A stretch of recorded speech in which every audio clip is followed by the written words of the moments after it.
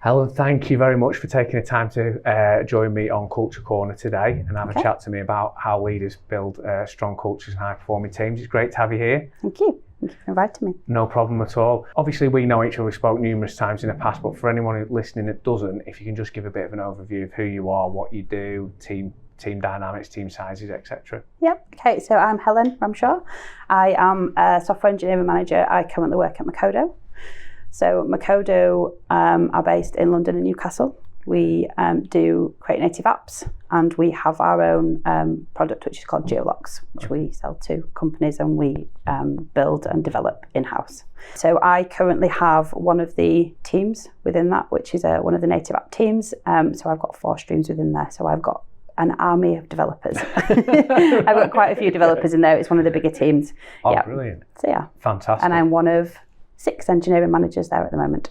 Oh wow, so it's a big setup. Yeah. Okay. Thank you very much for that oversight. We're obviously talking about sort of culture and high performing teams. What do you think makes a good culture?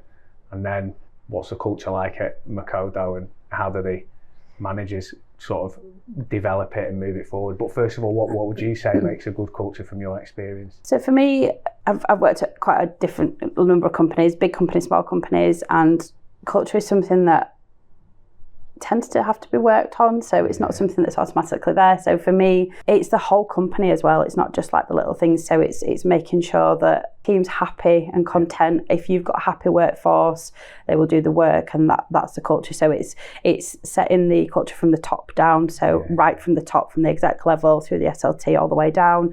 If you've got that right at the top and worked down, that's how it is. So at mkodo in particular, we've got the culture of getting stuff done. So that's how we do stuff. So as a culture, we get the work done. So the work comes in, we get it done. One of the key values for us is accountability. Right. So that's something we encourage within our teams, for everybody to own individually and deliver. So everybody's accountable for their own work and the work as a whole. So yeah, we work together to deliver good quality, and we're all in it together. So again, if one of the teams is maybe struggling, we help. So like I've got 4 streams, for example. If one of the teams has got a really tight delivery and the other team are a bit quiet, we switch, and so we support each other. So we go support that team, get that delivery out, and then we rejig. So that's how it works for us. We've all got the same sort of goal, so we're all here to support the externals, the companies that we work with, and to develop our in-house Geolox product. And then it's all on us to make sure that's ready for if companies come in and want it. So we've got a marketing team that go out and they go to the big events all around the world, and go to the stands, and we sell Geolox. So when we get companies that are interested, they come into us, we have a look at how they maybe want to not change what we've got, because we've got a core product, but anything that they want additional, we look at that, fetch it in, build it for them bespoke, and then ship that out. So we've got lots of different companies that use our internal Geolox product. Okay. So yeah. Perfect.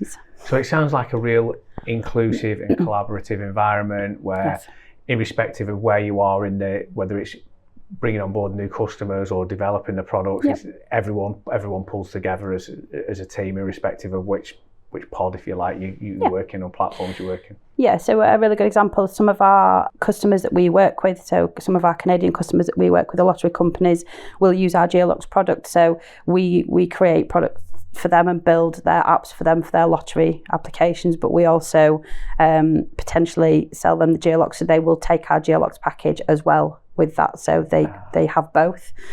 So yeah, sometimes it works both ways. So perfect.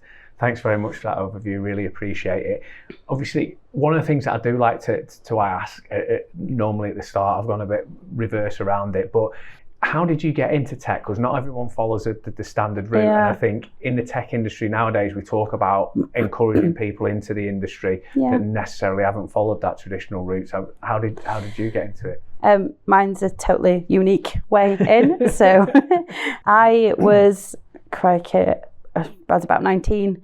I didn't have a job. I was at college redoing my A-levels because I'd been poorly and missed out the first time round, so I'd gone back. And I was actually with my boyfriend at the time in Halifax Bank. He had gone in to do something, and one of the managers came over and said, "Would you like a credit card?" My response was, "I don't have a job." And so he just said, "Would you like a job?" And I was like, "Ooh, okay, doing what?" I'm at college. He said, "Look, we can give you some part-time hours." So I went and had an interview, got a job working on the counter at Halifax Bank. So that's how I kind of first initially started. Did a part-time role while I was at college, finished college, liked the money, so went full-time. So I moved to another site and went full-time.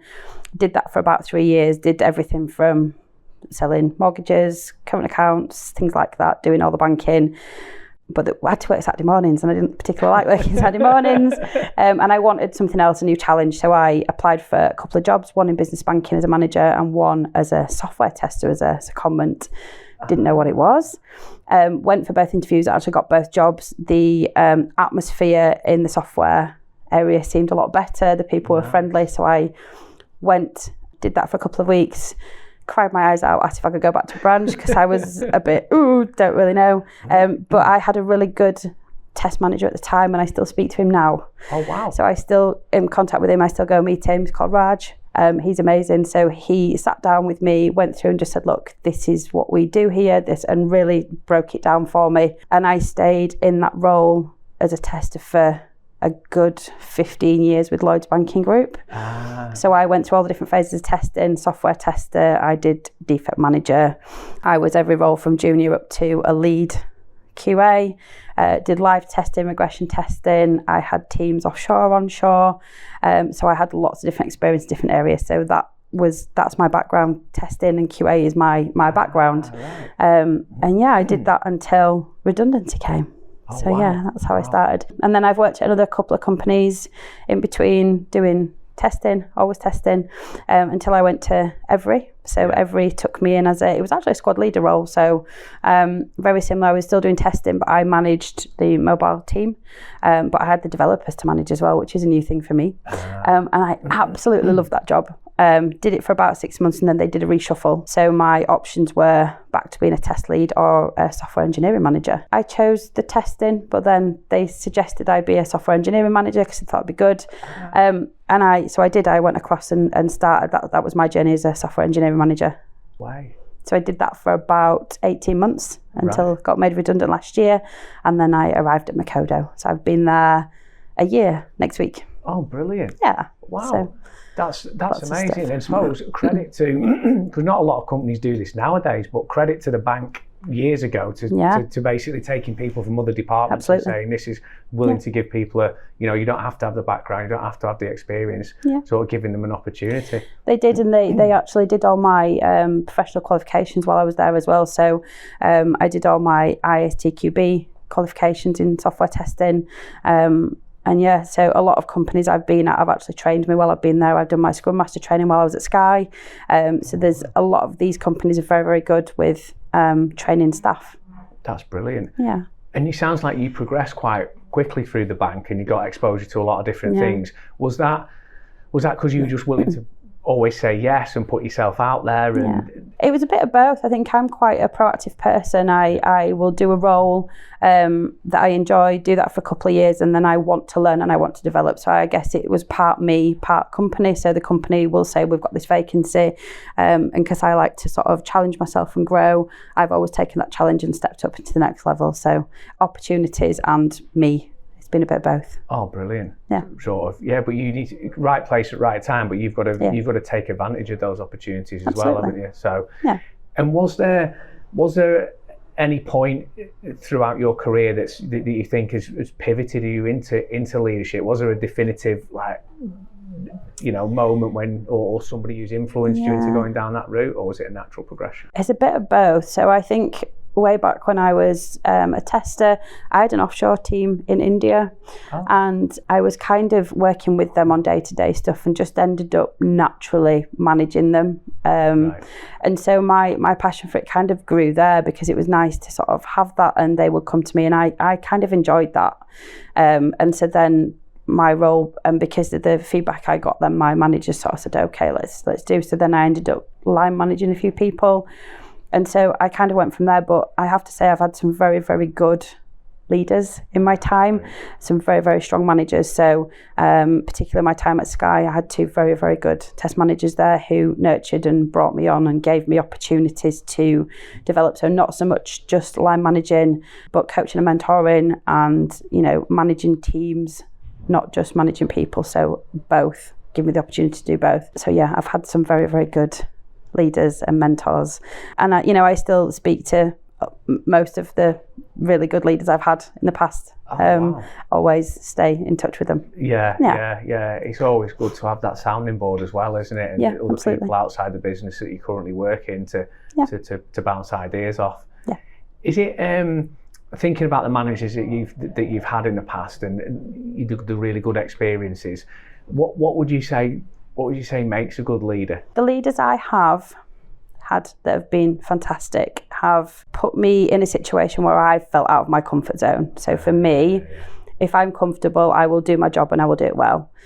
To push me, you need to put me outside of my comfort zone, and I will not automatically do that myself. So the fantastic leaders I have put me in a situation that I felt uncomfortable with, but that's developed and grown me. And then I've obviously gone, okay, I can do this, and just developed from there. So I tend to kind of do that a little bit as well. So but not with them knowing. So I will literally put my team out of their comfort zone a little bit, but they don't know it. So I might ask them to go and lead a client call, for example, which maybe is not in their comfort zone, but it gets them going. So they know they've got to do it, and it just pushes them, and then they develop as well. So and they've given me the freedom and the room to grow as well. So they've not micromanaged me. They've just left me to it to grow and build as I see fit, and then go to them if I need support. So rather than them coming and telling me, letting me do something, and then going to them, having the door open so I can go if I have questions or need support with stuff. Yeah, definitely.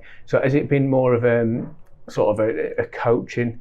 It's been more of a coaching experience you've had for your leaders throughout your career, yeah. So what I have had, and particularly I'm going to call them out as well, because they were very good in a sense that I had a line manager there. Right. I also had like a mentor as well. So I had a line manager who did my day-to-day management, but I had a mentor who would sort of sit with me and go through the stuff, sort of coaching and mentoring with me, from a leadership perspective as well. So more of a senior leader. So, behaviours and things they expected from, if I were to go sit in an SLT meeting. Yeah. So completely different to if I was in a meeting with other EMs, for example. So he was coaching and mentoring me with that sort of stuff. And I did that with him for quite a number of months until he left the company, unfortunately. But yeah. Oh, fantastic. Yeah. And do you think you take those the traits that you've learned, and I was going to say, what's your leadership style? Because yeah, I try to do the same. My leadership style, I'm quite laid back. So my team, I think if they were to describe me, I wouldn't say fun, but happy and sort of laid back. So I give them the opportunities. They know what they need to deliver. So, they know they've got sprint goals, so they know what they need to deliver. I allow them to go and do what they need to do. They come to me if they need anything resolving, if there's anything I can help them with to, get them done with their jobs. But I do leave them to it, and then I will support and nurture and coach and mentor where I need to.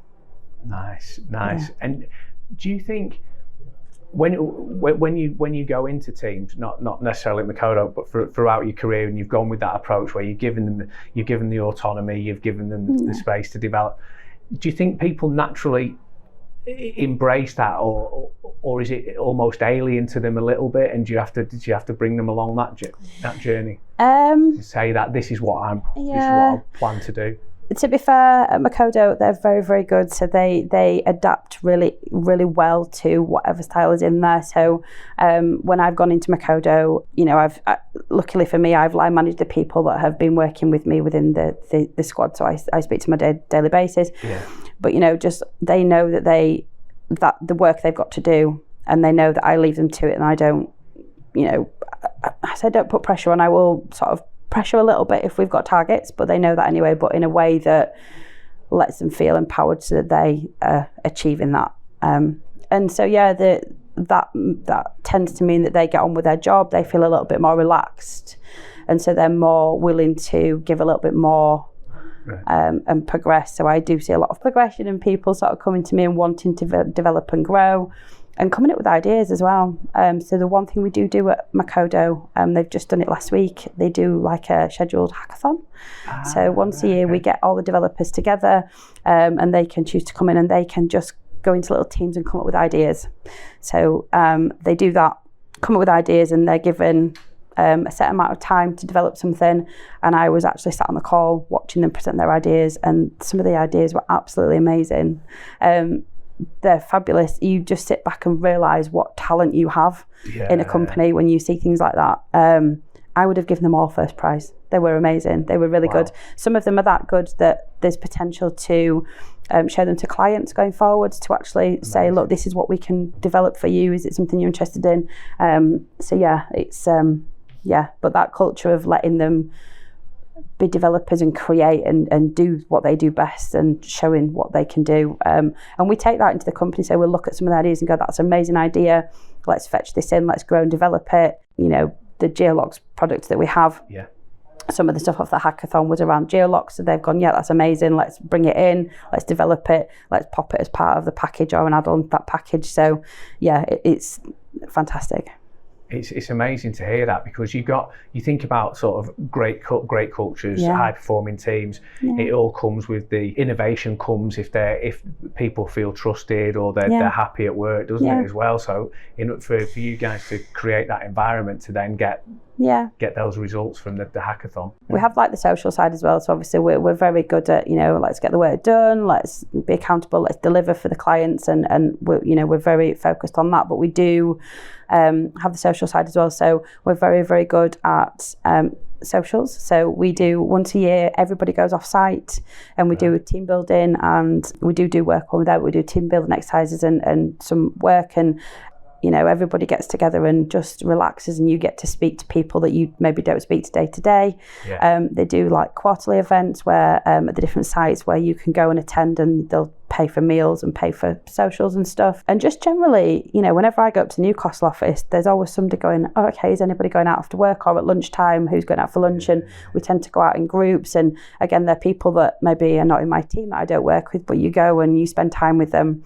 And the same when I'm in London, there's always somebody doing something or going for a social or going for a meal, and it's that kind of everybody gets on like a massive family, is all I can say. It is literally like a massive family. So you maybe have family members you don't see very often, but you see them at these socials and you go chat to them.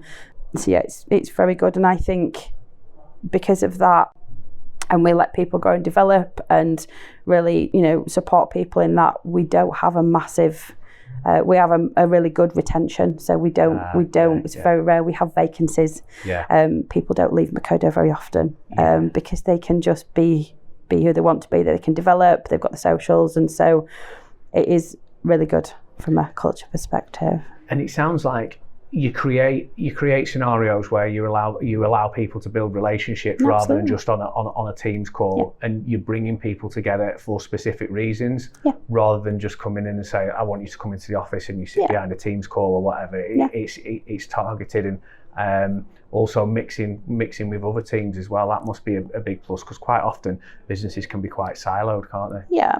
So we've got our internal people, and we've actually got a company called Roller Gaming who we work with that are based in Bulgaria, and they provide developers, and mainly developers to us. So they are very much part of our team. So we don't distinguish; they're just developers to us. But we have people that go over to their offices and sit with them, and then they come over to some of our events as well, so they very much come and interact with us as well, which is really, really good. Brilliant. And is it hybrid work? It's hybrid working at the moment, is it, at mkodo? So we do sort of 2 to 4 days in the office and the rest at home, and like I said, we've got the 2 sites. We've got Newcastle and London at the minute, so people are based in one or the other. At my level, I tend to go to both sites because I've got staff across both. But it's nice to go to both sites because I get to meet all the different people. So. It helps, doesn't it? It does, absolutely. It definitely helps.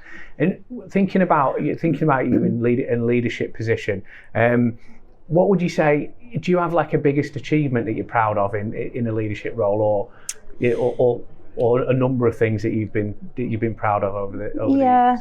It tends to be my time at Every, again, just because the role I went in to do, obviously they got rid of it after 5 months, and the software engineering manager role that I did go into, there wasn't really a job spec, and it was just a case of you went there and you kind of made it your own. So that for my first time as a software engineering manager was very much, okay, I've got these 4 teams, this is my area, I need to scope this the way and do it the way I think it should be done. So it was very much learning for me and going, okay, what about this and sort of building my empire. So it was good for me. It was hard work. I bet it was, yeah. And I had support from fantastic managers, but again, I was allowed the room to make that role into what I wanted that role to be.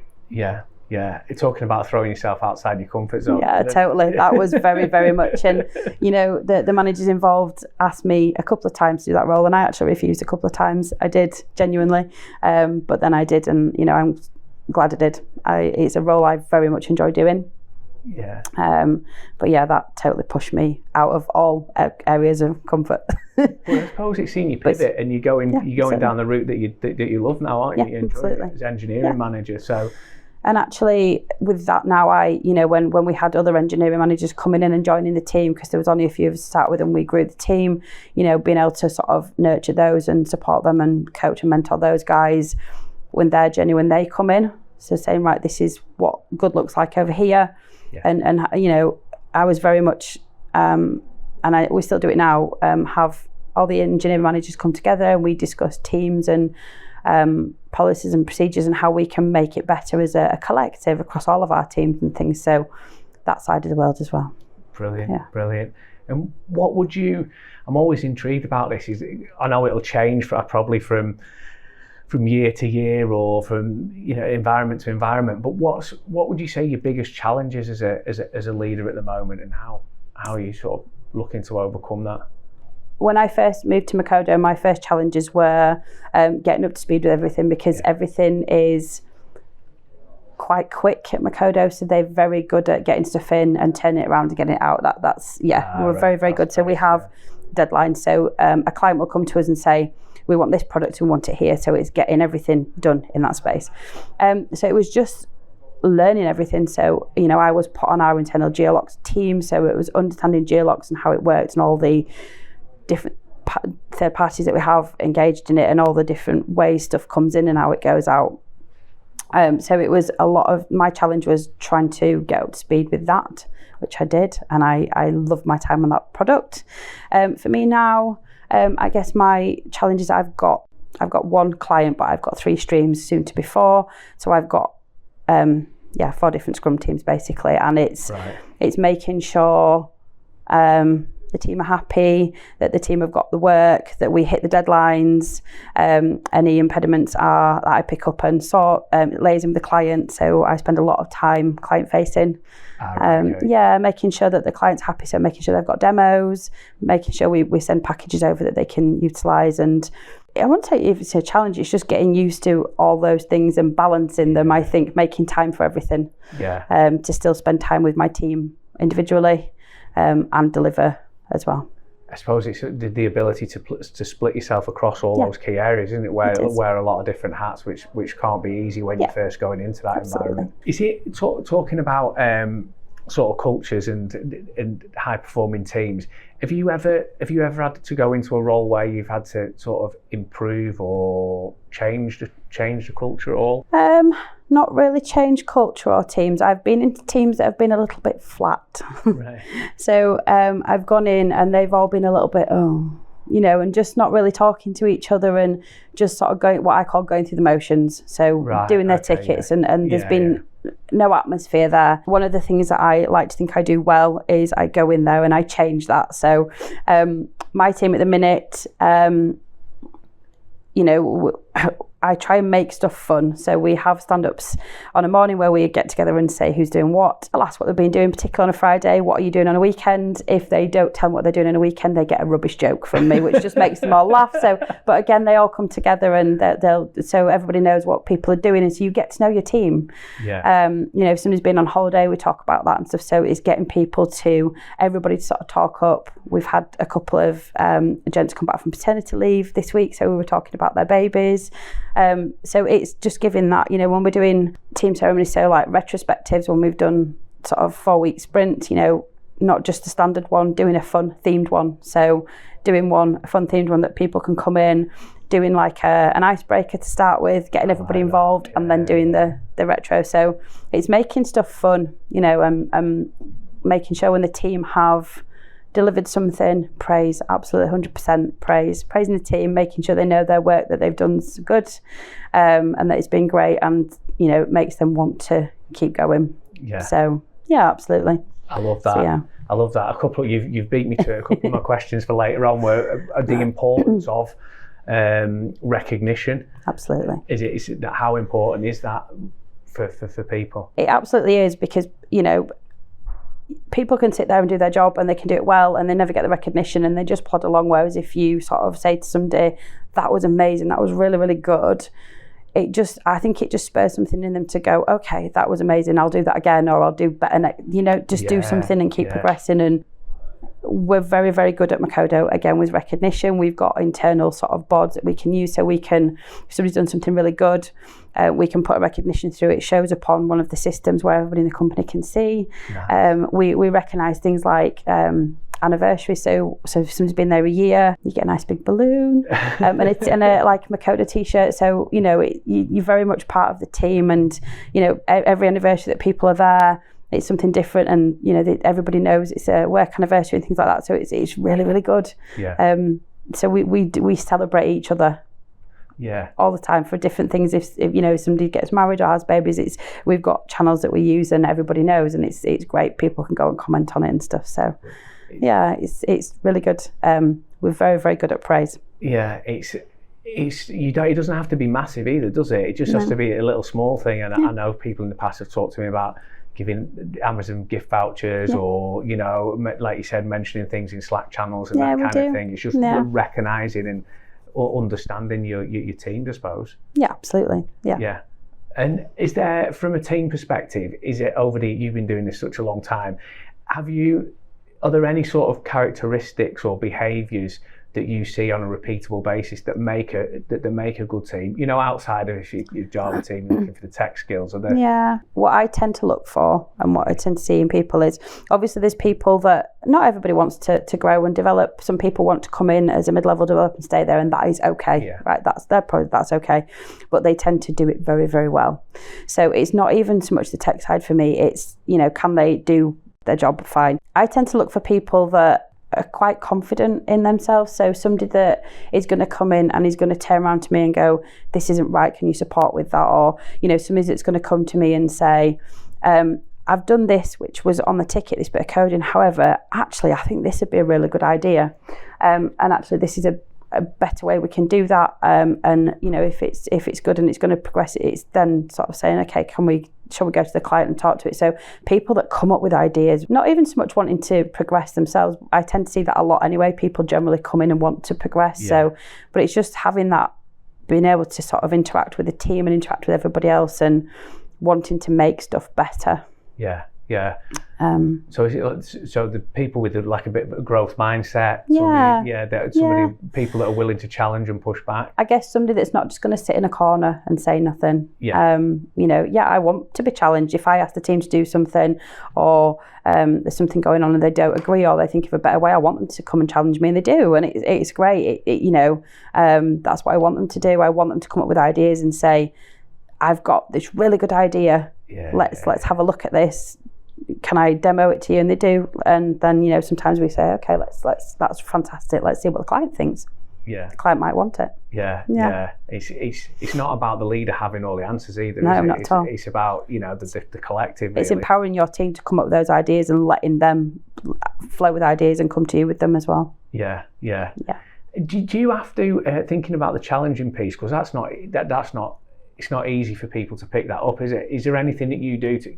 I know you can say, listen, I want you to challenge me, but if you outside of that, is there anything you do to try and show them that it's all right to challenge you? No, I just think because of the kind of leader I am, they obviously feel they can come to me anyway because I'm quite open, and I've always said to them, if there's anything good, bad, ugly, come to me anyway. I'm here. I'm available. Just fetch it to me, and they do. And because of the way I interact with them, I guess my positiveness towards them, they feel they can come to me with stuff. So I don't ever have any issues with people not fetching things to me. It's never been an issue. Yeah.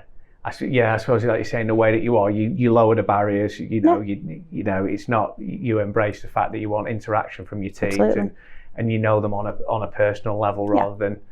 It can't be transactional anymore, can it? No, it's knowing your team on an individual basis, and I know some people are relatively shy and don't particularly like shouting up in certain areas, and that's fine. And so I don't ever direct anything at them, but we might be having a conversation, and I know if I set a topic off, they will join in.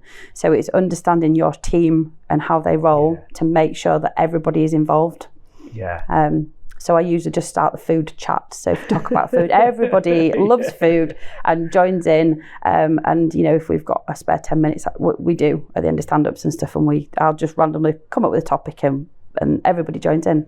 Oh, brilliant. Well, rolling into that, would you say how important is communication in creating a strong culture, and how do you ensure that you have, I suppose, effective communications across your teams? Yeah, it's absolutely 100% key. I think without proper communication, your teams just don't work. So for me, obviously, I make sure that people have got a channel to communicate. So they know they can come to me to talk. We have obviously the team places where they all get together, and making sure that they're enabled to do that as well. So if I've got developers and testers, making sure that they know they need to communicate with each other. So, and they do, to be fair. So it's making sure if there's something going on with a ticket and the testers need to know, making sure they're getting together and doing that talking, giving them a platform to do that. So sometimes if I can see they're struggling a little bit, I will pop a meeting in and get them all together, get them chatting, and then I wander off. A lot of the time they do it anyway. So sometimes I have to go in and support a little bit. But once I've done it once or twice, they go, okay, we'll just do this, and they pick up. So it's just, when I first go in, it's sort of setting not the boundaries, but sort of showing them what kind of things they can be doing, and then they just pick up anyway. Yeah. But again, and it's just getting everybody to be open, and, some of the stand-ups I've got directors in there, down to graduate developers. So I've got a whole range of people in there, and everybody joins in because I create a space where everybody joins in. Wow. So that's credit to you. There's no like hierarchical structure Absolutely in there not. at all. It's all just it's flat. Everybody is part of that team, and everybody gives updates, and we all join in. Fantastic. Yep. That's amazing. Yeah. That's amazing. And do you, in order to, with it being hybrid, in order to I suppose, to maintain sort of productivity and collaboration, are there any specific sort of tools or technologies that you use for that, or is it your standard stuff really? We just use Teams for all our sort of calls and things, and we do like cameras on where we can. So pretty much everybody at mkodo will put a camera on so we can see each of them, we can interact a bit better. We use Slack for just quick chats and updates and things like that. But we very much, the office days, we use them well. So if I'm going up to Newcastle, I tell my team I'm going to be in Newcastle, I'm going to be in London, and my team generally will come in if I'm going in. And that's, again, we sit together as a team, and we'll work together, and it's quite nice to hear the developers sat next to each other chatting and doing. We all walk out to lunch together. So there's that stuff as well. So there's got to be a lot of thought that goes into it. It's not by accident, is it? Everything that you're saying is like, it's intentional, isn't it? Intentional actions highlighting you're going to be somewhere, your team come in. So we, as engineering managers, we're based London and Newcastle, but what we do every sort of quarter is have an on-site. So we will, sometimes we go off-site, so we get together as a collective. So all the engineering managers and the principal engineers and our head of engineering, we get together in a room for a day and we have an agenda talking about things that are up and coming, things that we need to go through.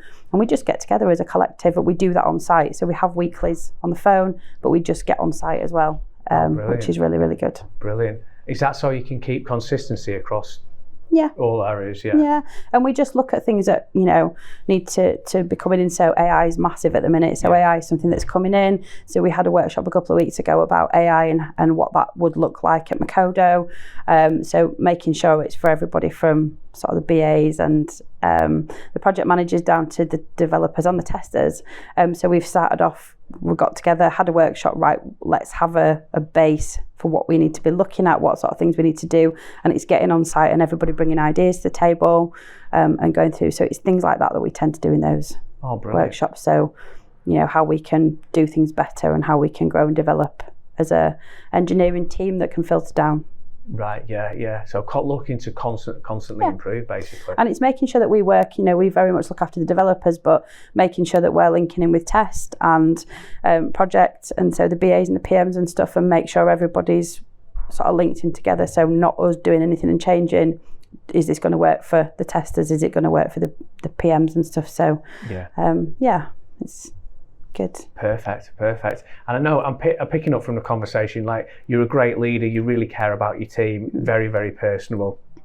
You understand and you're happy for to be individual contributors, but also for people to follow a career path. How do you go about sort of mentoring and shaping sort of leaders within your team to give them opportunities? Yeah. So obviously people, everybody I manage, I can tell you every single one of them what they want to be when they get older. I know it sounds cliche, but I know where they want to be in the next 5 years, because I have that conversation with them. As soon as I sit down and take them on with me, that's one of the first things we talk about. So I know where they're going. And so there's twofold. There's the technical side of the world and there's the soft skills. So the technical side, they tend to have, we do courses, we make sure that they're trained. So we do pair programming and stuff. So we train people internally if they need courses. So the technical side, I just make sure they've got what they need. Soft skills side is where I come in. So if somebody wants to do what I do, for example, it's making sure they've got the skills to do that. So time management's a massive thing as an engineering manager. So making sure you've got to be really good with your time management, otherwise you end up working 7 o'clock in the morning till 7 o'clock at night, 6 days a week. So little things like, there's little courses out there you can do on LinkedIn that don't cost anything on time management. They're amazing.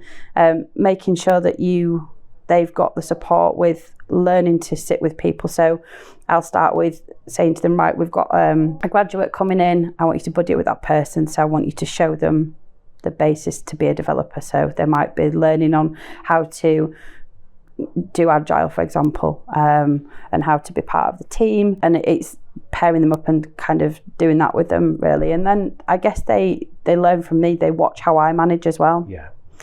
Little things like when we're doing the team retros, I don't run them. So I get the team to do it, so I put it on a rota. So we do it on the theme. So I'll say to somebody, right, I'm going to put a rota together. We're going to take it in turn. So you go away, you can come up with your own theme. And I want you to do it. So it's getting them to sort of be in that position of doing stuff as well with the team. If they really don't want to do it, we take the name off the rota. I don't force anything. I don't think it's fair. But it's just little things like that. So just empowering them to grow. And I've had people that have come to me, and I'm going to talk a little bit about my external life here as well.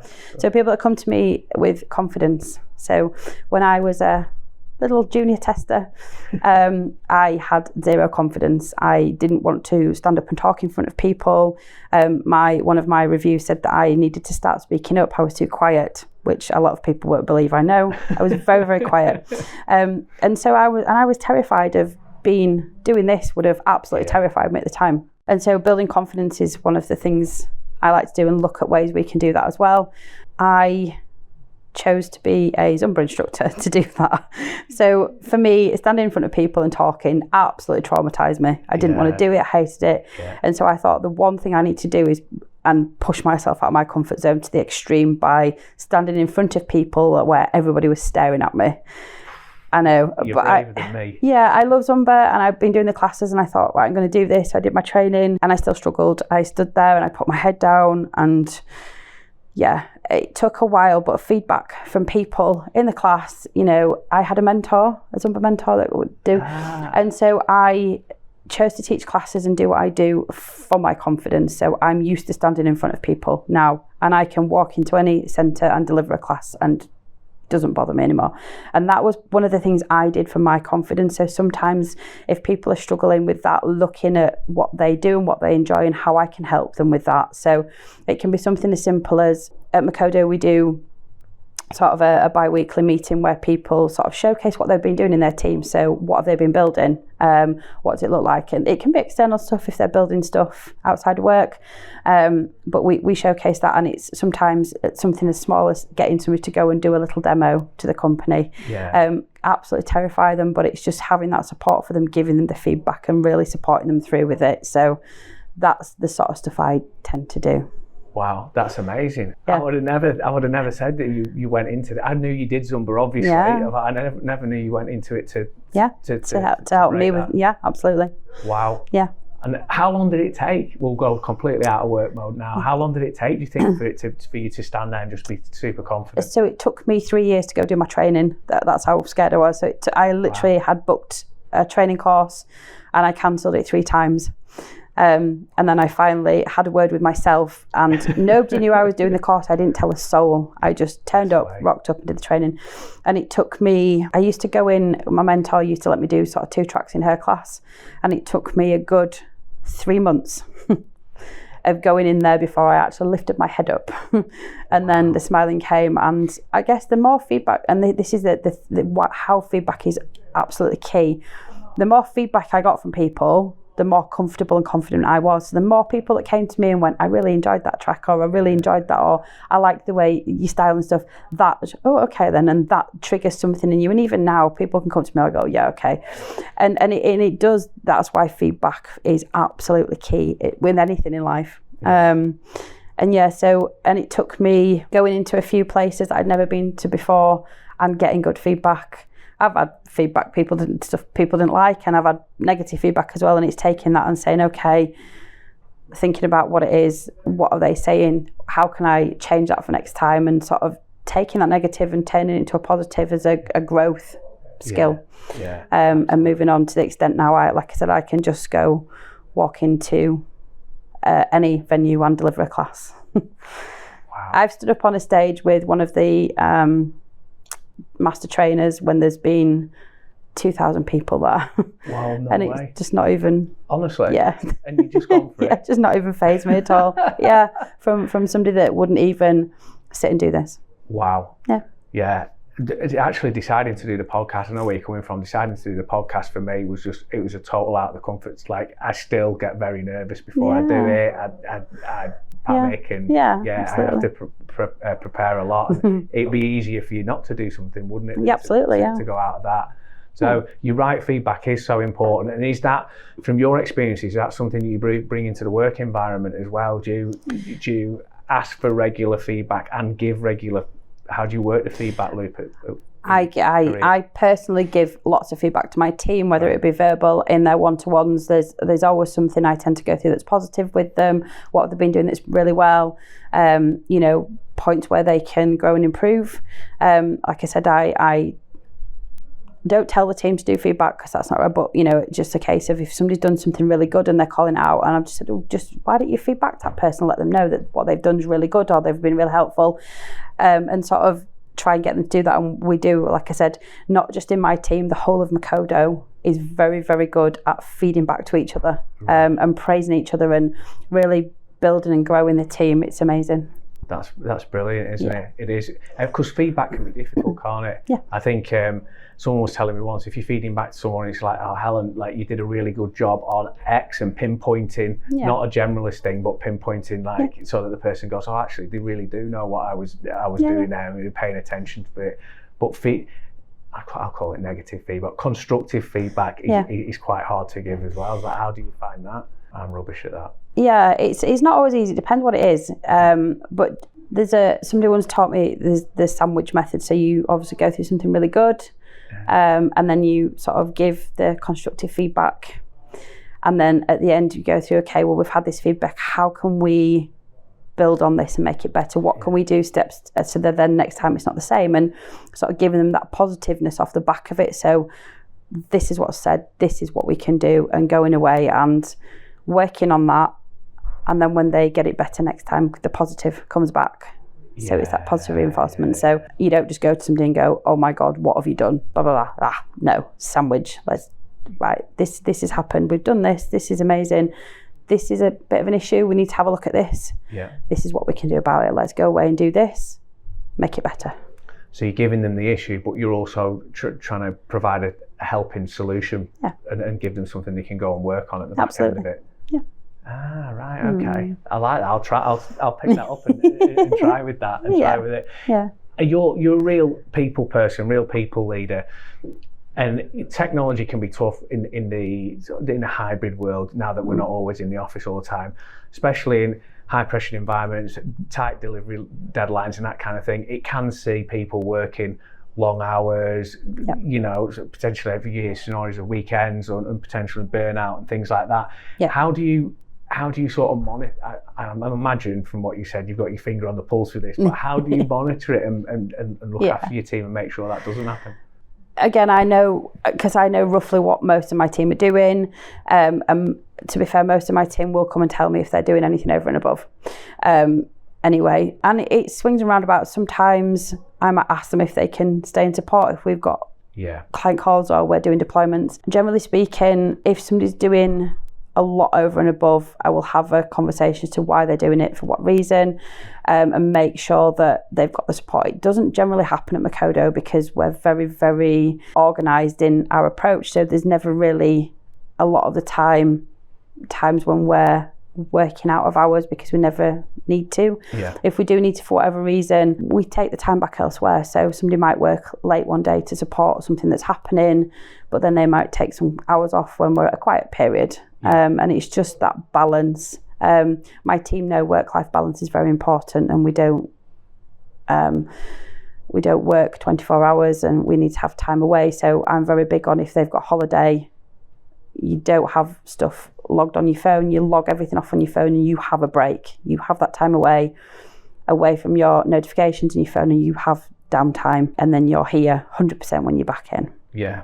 But yeah, again, and I know my team well enough to know when they're doing and working, and we tend to, if we have to do anything over and above, we tend to do it as a team. So if we're doing deployments or if there's incidents come in, we have incidents that we work on, and so people do have to work into the night. Unfortunately, it does happen. It's making sure that person then, if they're working overnight, has got cover the next day so they can sleep, and but we tend to sort of do that as a collective and share it rather than it being one or two. It's all looping back into what you're saying at the start about knowing your team inside out. Yeah, we're all in it together type mentality, and having the openness from your team to feed back to you and going, listen, hello, I'm working more hours than I should be in order to do this. Yeah. So it's credit to the environment that you've created, really. Yeah. I'm going to ask you about one thing, which is conflict. Okay. Yeah, so I'm pretty sure throughout your career you've experienced conflict in your team. So, how do you deal with conflict and still sort of try and create the positive environments that you have created throughout your career and the fun environments? Yeah, I mean, I'll be honest, I've not seen any conflict at mkodo. It's just something that we don't tend to see, and I've not personally seen it there. But in the past, I have seen my fair share of conflict, and it tends to be people that have got differences of opinions. So you've got somebody that's got a really strong opinion about one thing and somebody that's got a strong opinion, and they tend to clash. I will observe it for a little bit to see exactly what's happening, and then I generally will. What I tend to do is speak to individual people. So I'll get the individuals, have a conversation with them, find out their side. Yeah. And just really get to the bottom of what's going on.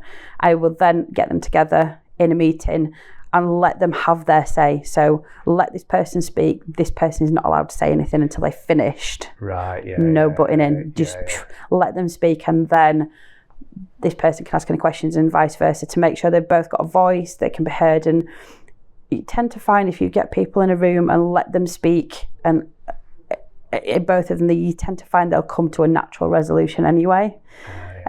There's been issues where people just genuinely haven't got on, and it does happen, and people just won't work together.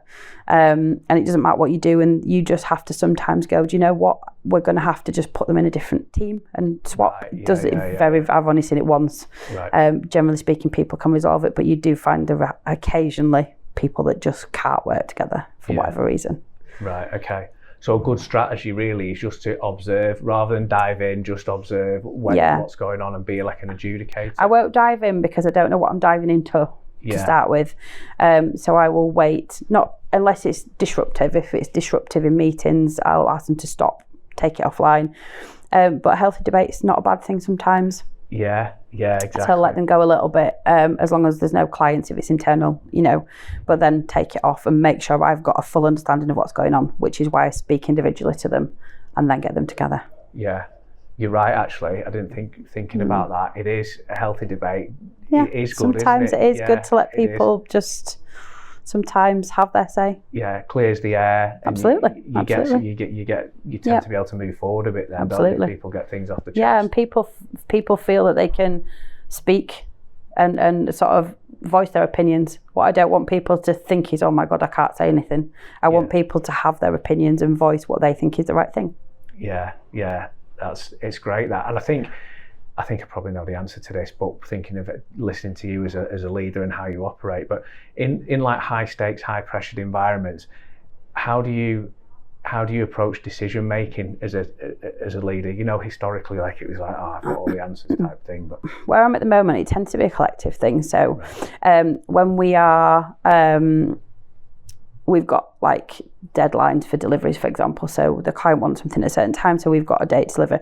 If there's anything that comes in, so we say a change request or we're delayed or anything comes in that's going to put more pressure on the team, it tends to be me sort of stepping back and having a really good look at the bigger picture and saying, right, okay, what do I think? I will think about what I would do, but I tend to then go to, I've got an account manager, a project manager, test lead, and have a collective conversation with them.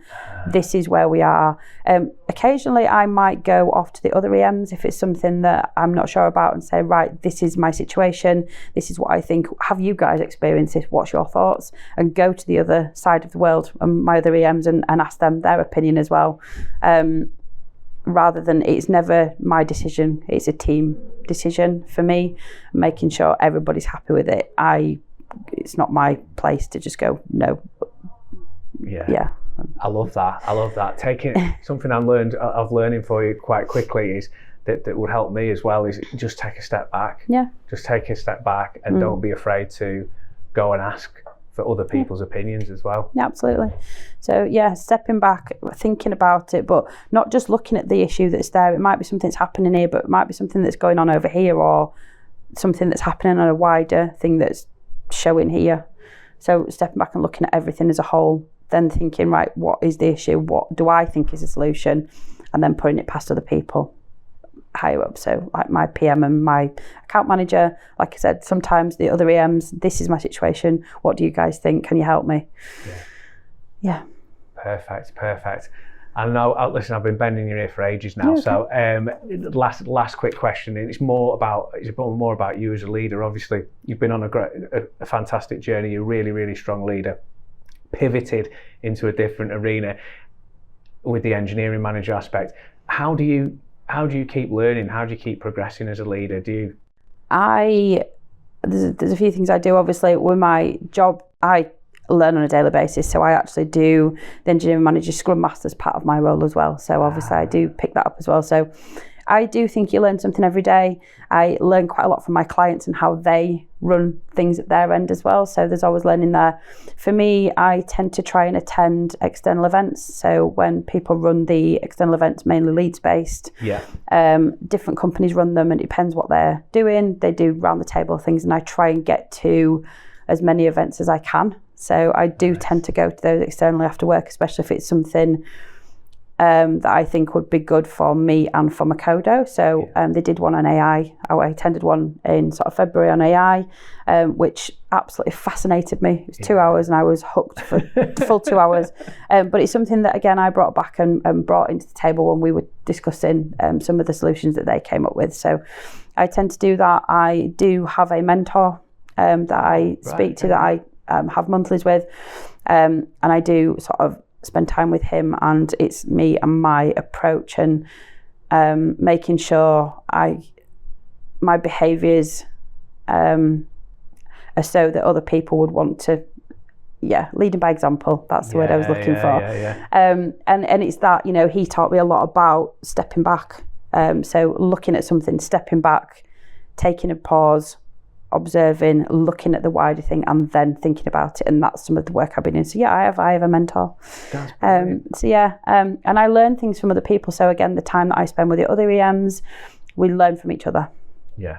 Different things completely. So that's brilliant. And if you hadn't have gone back to doing the Zumba at the start to throw yourself out of your environment, you wouldn't be turning up to events. You wouldn't have... I don't think I'd be doing the job I'm doing now. If I'm being perfectly honest, I think I would have struggled in this job. So, you know, little things like when I love Jira as a piece of software, and anybody at mkodo takes a mick. I've got a mug that says Jira Queen on it. I do genuinely love Jira, and just little things like, you know, helping mkodo set Jira up, and, you know, making sure we've got that set up. But, you know, delivering training sessions to anybody in the company that wants them. So, you know, going in there and putting these sessions in, right, this is about time logging, this is about setup, this is how we do that, and putting those in, and anybody in the company can come, and just having that confidence to deliver those sessions. Never would have done that before. No, not at all. You've come a long way, haven't you? And I think it's a massive credit to yourself. I love your enthusiasm. I love your enthusiasm. I love the fact that you're such a strong people person, and you care so deeply about your team and as individuals as well. And that's obviously seen you on a great trajectory as a leader. So no, I really appreciate your time. Thank you so much for joining me on the podcast today. And it's been great to have a chat to you. It's been lovely to be here. Thank you. Thanks very much, Helen. Cheers. Thank you.